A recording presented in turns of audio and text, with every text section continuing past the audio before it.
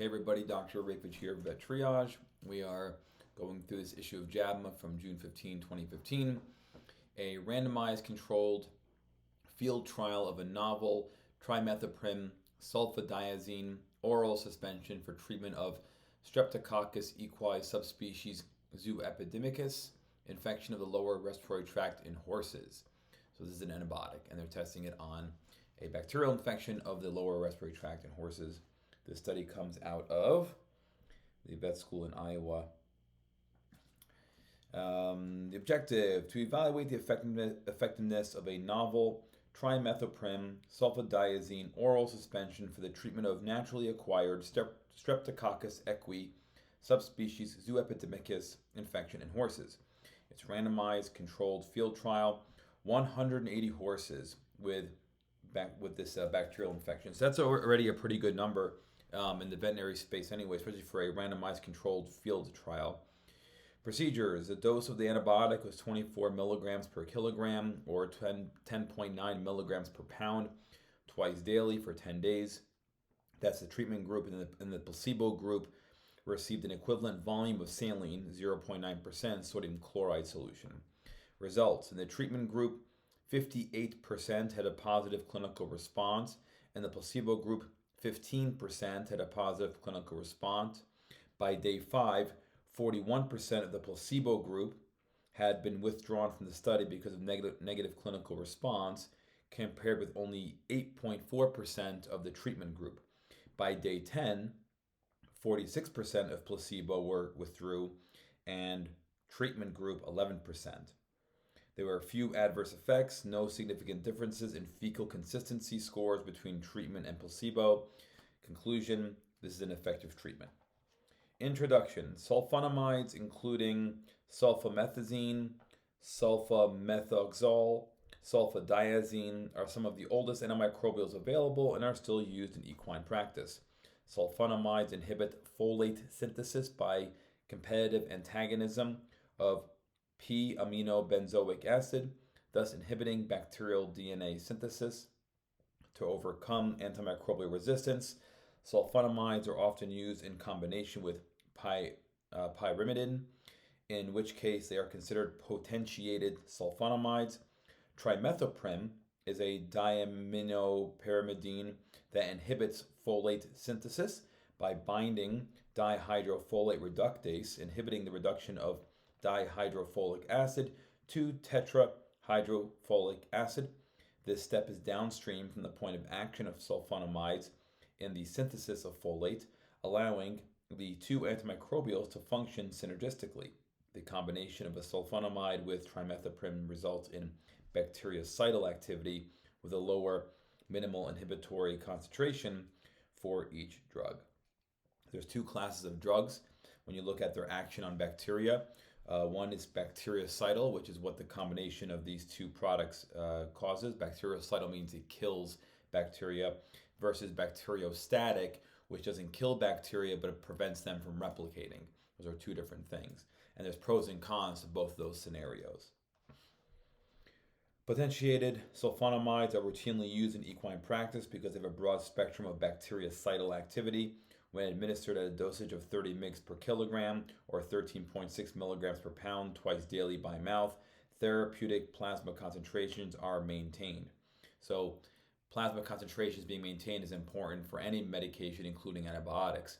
And there are two classes of antibiotics when you talk about reaching peak levels. There's time-dependent bacterial antimicrobials, and there's concentration-dependent. Time-dependent means that the efficacy of the antimicrobial, meaning when it reaches plasma levels at sufficient concentrations to become effective, is based on how often you give it, versus concentration-dependent antimicrobials reach those effective plasma levels, not depending on frequency of administration, but depending on the dosage of those drugs. So if you are questioning why a doctor, for example, gives you one antibiotic at once a day, but another one is 3 times a day, usually the one that's given less frequently is the concentration-dependent drug. They give you a higher dose less frequently because that's how that antibiotic, based on its pharmacokinetics in the body, that's how it reaches plasma concentration levels and stays around long enough to be efficacious.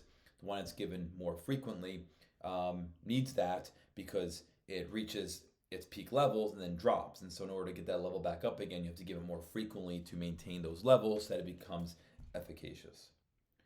Therapeutic concentrations in the subcutaneous tissue chambers for 12 hours is what's seen with other studies. The combination is administered at a 1:5 ratio of trimethoprim to sulfonamide to achieve desired in vivo plasma concentration ratio for most susceptible organisms, which is approximately 1:20 ratio. Streptococcus equi subspecies zooepidemicus is one of the most common bacteria in horses. It's isolated from wounds and from urogenital tract and lower respiratory tract of fetuses, foals, and adults. It's an opportunistic pathogen and it's commensal for horses, causing infection following injury, compromise of normal urogenital tract defense mechanisms, or respiratory compromise following viral pneumonia or other stressors. In one study, this bacteria was found in 94.5% of equine respiratory tract infections. In 2009, the trimethoprim-sulfadiazine minimum inhibitory concentration 90, which is the minimum concentration to inhibit 90% of bacterial isolates of this bacteria, obtained by bacteriologic culture of transtracheal wash fluid from the lower respiratory tract of horses, was reported to be 0.12 micrograms per milliliter for trimethoprim and 2.38 micrograms per milliliter of sulfadiazine. A pilot efficacy study of a novel trimethoprim-sulfadiazine oral suspension found a minimum inhibitory concentration 90 of 0.12 micrograms of trimethoprim per ml and 2.4 micrograms of sulfadiazine per ml for this bacteria, agreeing with the published results previously. With this new oral suspension administered at 24 milligrams per kilogram or 10.9 milligrams per pound, the concentration exceeded this minimum inhibitory concentration 90 100% of the time for sulfadiazine and 98% of the time for trimethoprim in a pilot study in horses with respiratory disease. This suspension is a new formulation with high bioavailability, and it's different from previously approved formulations. Therefore, a new animal drug application was indicated. Materials and methods. For clinical case enrollment, these horses had to have a rectal temperature of at least or more than 38.33 degrees Celsius or 101 Fahrenheit, a respiratory rate of over 24 breaths per minute, abnormal respiratory sounds and auscultation without rebreathing, and intermittent or sustained spontaneous cough. Horses meeting all criteria for enrollment were sedated with detomidine or xylazine for the transtracheal wash. They collected 5 milliliters of fluid, placed it in a bacteriologic culture tube, transported it. They also did a complete blood count, serum biochemical analysis, and clotting profile for the horses. The bacterial culture was done in 5% sheep blood agar, and the bacteria was the organisms colonies were counted. The bacteria were determined to be susceptible to trimethoprim sulfadiazine and trimethoprim-sulfadiazine. The minimum inhibitory concentration plates were incubated at the lab. Saline solution was administered at equivalent volume, so 3 milliliters per 50 kilograms or 3 milliliters per 110 pounds of horse twice a day. To have a positive clinical response, they had to have a body temperature of less than 38.3 degrees Celsius or less than 101 Fahrenheit, or at least 2 degrees Fahrenheit lower than day 0 by day 5 on all subsequent examinations, have a respiratory rate that's 24 breaths per minute or less, have normal thoracic auscultation, intermittent cough by day 5 and 10 days, with the same findings and no cough by day 17. Results. These horses were enrolled between 2010 and 2011, between Idaho, Iowa, Missouri, Oklahoma, and Tennessee, median age 3 years, ranging 1 to 25. Most horses were quarter horse, followed by American paint horse, followed by Tennessee walking horse, and so forth. On day 17, 58% had a positive clinical response, A significantly smaller proportion of horses in the placebo group, which is 15%, had a positive response. By day 5, 41% of placebo were withdrawn because of negative results, compared with only 8.4% of treated group. By day 10, 46% placebo withdrawn, compared to only 11% of treated. The mean rectal temperature, respiratory rate, auscultation scores, and cough scores significantly improved with treated, compared with placebo over the study. Microbial elimination occurred in a significantly greater proportion, 66%, of the trimethoprim-sulfadiazine treated horses, compared with placebo at 21%. Okay, discussion. And what's cool about placebo in animals is that we call it placebo, but it's kind of silly because the horses don't know that they're being given a placebo.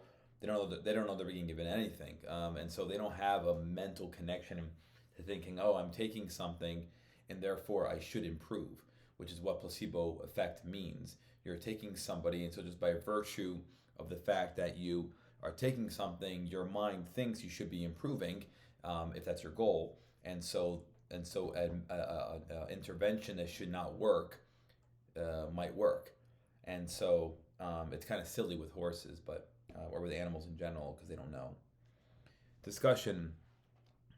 For this bacteria isolated from the lower respiratory tract infections in horses, the minimum inhibitory concentration 90 of potentiated sulfonamides did not increase from 1989 to 2008, indicating that they remain valuable antimicrobials. There is a potential risk of gastrointestinal flora disturbance in horses during antimicrobial treatment. The administration of potentiated sulfonamides in horses has been associated with diarrhea, but its prevalence has not been significantly different in horses given other antimicrobials. Diarrhea can be severe and cause colitis. Fibrinogen concentration was lower in the treated group, a difference attributed to reduced inflammation due to antimicrobial activity.